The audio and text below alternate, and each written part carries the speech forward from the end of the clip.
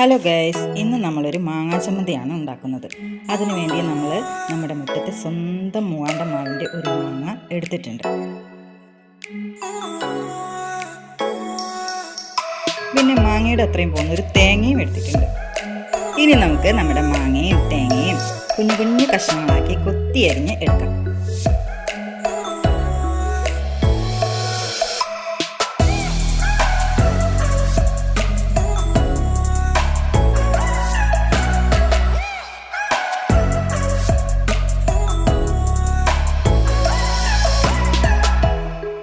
ഇനി അതിലേക്ക് കുറച്ച് മുളക് പൊടിയും കുറച്ച് ഉപ്പും ചേർത്ത് നമ്മുടെ മിക്സിയുടെ ജാറിലിട്ട് ഒരൊറ്റ കറക്ക്.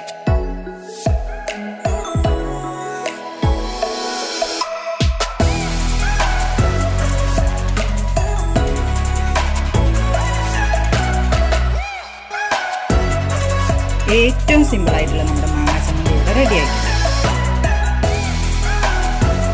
അപ്പോൾ എല്ലാവരും ഇതൊന്ന് ട്രൈ ചെയ്ത് നോക്കണേ.